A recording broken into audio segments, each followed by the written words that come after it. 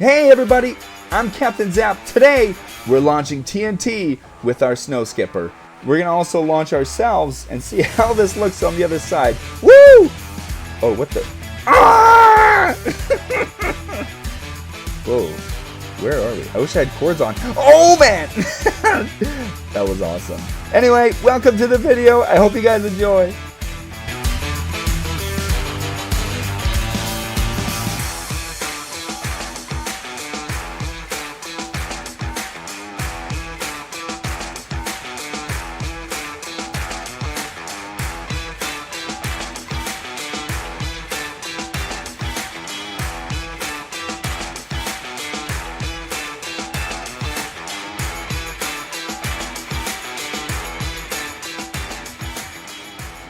Hey everybody, I'm Captnzap. Welcome to the video. Today we're going to be doing the snow artillery and some other aspects of this that we can get going. Now, I'm just going to give you a quick rundown of what we got going here. I'm going to turn off these pistons though, and then we'll turn them back on and continue firing TNT and see our nice explosion at the end. Now, there's a couple modes to this. We are right now doing basically two clusters of TNT sent together. The distance that we're on right now is 450 blocks, which is the max that you can get with this loaded snow artillery. I call it loaded because this one does not utilize chunk borders to send our payload at great distances. So the other artillery is going to be the unloaded artillery, and I'll probably have to do a separate video on that because I don't have the machine ready. But this machine is ready. So the loaded snow artillery with this amount of golems can fire 450 blocks. But if you want to go further, all you got to do is add more golems. It's roughly 100 blocks per golem. So if you wanted to go 800 blocks, so we just pile up 4 more golems and away you go. You'll have to do a little bit of extra redstone to get it there, but the rest of this can all stay the same. It's probably a lot bulkier than it needs to be, but I'm not especially good at compacting redstone because I don't know every technique there is out there. I just fought with this for a few hours, and this is kind of what I came up with that worked consistent, and it didn't blow itself up, because that is one thing that happens a lot with these machines, is blowing themselves up. So there's a couple different reasons for that. Now, okay, right there, that is one of my safety features that I've installed on this one, and that is the disarm. So these redstone lamps light up if there's TNT inside the dispensers here, which we have only 9. Let's fill that up again. So there'll be 2 redstone lamps at the front, just to let you know that she is got some payload in there, and so just don't hit any observers that you shouldn't be hitting, because it will ignite that. But if this is deactivated, then the clock timer thing won't activate any TNT if it's not supposed to. So this is disarm, this is arm. All 3 of these lights are on. That means your machine is armed and ready. So fire if you want to start destruction. Now, I've added some stuff that really isn't necessary, like these lights. A lot of these lights are not necessary, but I like to know what cycle of the firing we're on. So if we're on the firing, like loading TNT, then these will light up and tell me that, yep, we got TNT coming in there. And then we also have the lights that tell us when we're filling the snow, and then other lights up here to tell us when we're actually firing the piston that pushes the payload and the propellant. Back here we have a sort of etho clock. I think that's what this is. I kind of just put this together to my best ability. 2 dispensers looking into each other with a certain amount of snow, and those are activated by this redstone block being pushed back and forth, and then we can just build off that timer using this to activate one or the other. And then we have a burnout clock here, and this burnout clock is what activates the entire firing system, and the burnout clock will also deactivate the timer while it's firing so that we don't add any more snow into there. Although adding snow in during the firing system is going to be handy if we wanted to, lay out our payload. The only problem is if we start pushing these pistons while there's TNT in here, we're going to end up pulling that TNT out. So if you wanted to add propellant mixed in with your payload to sprawl that payload out in a linear fashion, we could only activate the top. If you had more than 4, you could activate all of the top ones, but this one, it would be the top 2 golems that we could activate to get a sprawled out propellant. And there we see the 2 payloads. Yeah, and they're pushed nicely. It's very consistent. I haven't had any misfires since I got this kind of system nailed down. One of the main reasons for misfiring is if this back piston here fires before all the TNT is dispensed, then we're not going to get everything launched. Someone's going to be left behind to blow everything up. Another problem is these redstone or these sticky pistons grab the TNT and blow everything up. So this system I have here is, I would say, consistent enough that I would build this in survival and feel confident that it will work fine. You see the lights that light up that tell us which ones are firing which. Now, like I said before, you're going to have this line of snow wherever you build this, which is kind of funny. I kind of like it. You know, your base is being destroyed and it looks like it's coming from snow. And you know, I had trouble naming this machine, so I'm just calling this one the loaded snow artillery, and then the other one the unloaded snow artillery. But I was trying to think of a cool name of along the lines of some sort of comet, because you know comets have a white tail behind them, and so does this payload. Alright, so we've got, I did a little bit of an update here on the machine here, just since my last recording. I actually blew that one up, so this is a, this is a whole new one. Anyway, I wanted to add one more small system on top here to help us add extra snow while we're putting the TNT here, to help us lay that TNT out in a few blocks. And then also, we're going to add a system to let us be able to send a payload at a certain distance and then extend that by 1 block further. It actually will be 4 blocks further to start the next load of payload, so that we can kind of have like this long sprawling setup, which normally we can only get with the unloaded artillery. But you know, we're gonna have to send each specific payload one after another, whereas the artillery, the unloaded artillery, can lay it all out in a straight line. But it's still possible. So all we're gonna have to do is up here, we have this little system that's going to break this line, because this is going to turn this all off so that these don't activate while the TNT is being dispensed, because these pistons will pull it out. But we want to activate these ones. And the simplest way I found to do that was just to have this cycle, break that off, so that we can get some sort of a, look here, let's just see. We're in the wrong cycle. Anyway, you'll see once it's firing.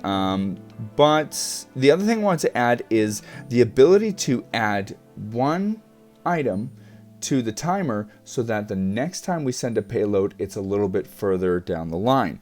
So let's see how many we've got here. Let's pull everything out. Let's start fresh. Okay, let's say that 2 stacks is the furthest we're gonna go. No, let's say a stack and a half. Oh, I thought I shut this off. Oh, we've got a bad cycle here. How do we break this? Right here. We need this to stay open. Okay, so I need that. I actually need to leave that there. I don't know why that happened, but that would have blown up the machine if we had any TNT in there. So that's why it is important to... it's at least empty. That's why it's important to not have it armed if you're not ready to start firing. If you're messing around with this stuff, disarm it before you do this. Okay, so what we want to do is take a dropper and put it right here.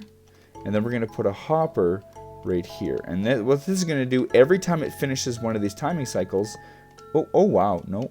We want to add a maximum of 8 more into there, so that way we'll be able to sprawl this out between I don't know, 30 some blocks, so the explosion should be long and big. So that'll be awesome. Let's turn this on.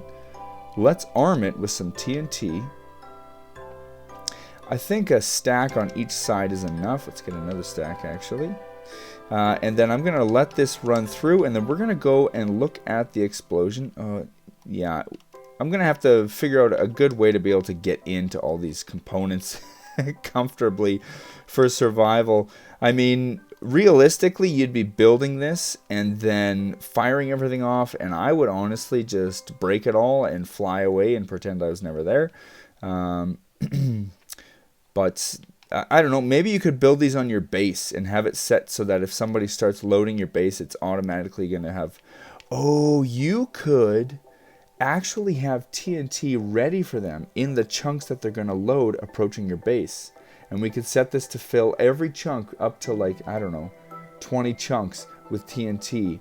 That would be kind of cool. One of my other ideas was to try and add shrapnel to the device, and I haven't.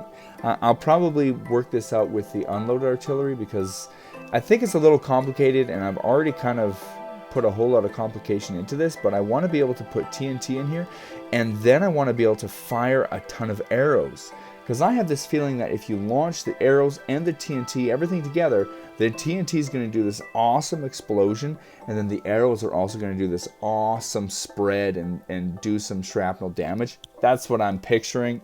A lot of times things just explode from what I'm picturing to actually building it. But that's what I'm going to try and hope for. Maybe one of you guys could figure that out before I could. I'm kind of hopeful on that. Okay, so let's see here. We've got 8 items that we're going to be adding into this timer to extend the damage. 8, probably, I don't know how much further it's going to extend, but it should sprawl it a bit, giving us an extra area of damage. So let's fire this up, and then I'm going to zip out there and load it in. The machine is armed and ready to fire, ready to do some damage. I'm kind of wondering if you can shoot arrows through if you have the dispenser. Oh gosh, please fire properly. Oh. Yes, yes. 2.5 stacks. That TNT makes me nervous every time. Let's see, so that was another cycle. We still have 3, yeah. Oh, this is so cool. I would just love to build this in survival. Oh man. And just raining destruction on somebody. So really, we've dumped about a stack of TNT out there. Oh, that's so cool. Okay, I think that's good. What do you think? I think I'm gonna disarm it. First thing I should do is disarm it.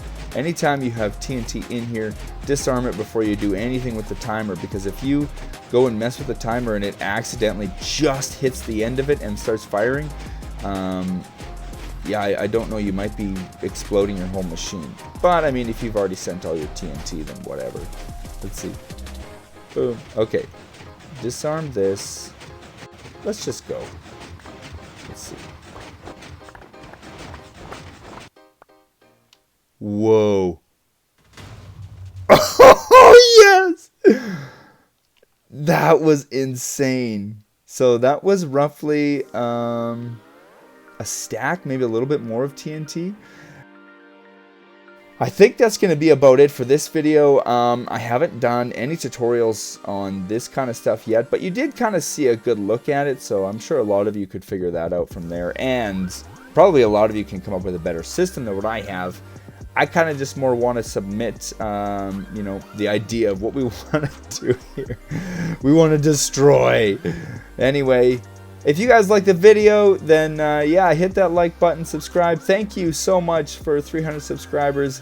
I really like to see new people coming in, and I hope that people can enjoy this. And one of the things that I would love to see is just where people would take this technology and do something that I could have never thought of. I can't wait to start seeing that stuff coming out. Yeah, I'm pretty pumped about that. Anyway, thank you guys. I think the next video will be the unloaded artillery, which will have essentially an endless limit to its range. Pretty much it's dependent on your device. If you've got an iPhone 14 like me, 20,000 gravity blocks, which pushed 20,000 blocks, was like a half an hour, 45-minute wait for that to just load 2 or 3 ticks of computing. So if you have a PC, you could probably do that a lot better. But I'm a mobile content creator, so everything I build, edit, and play is all on mobile. In fact, all on iPhone. Anyway, thank you guys so much for all the support, and I'll see you guys in the next one. Okay, bye!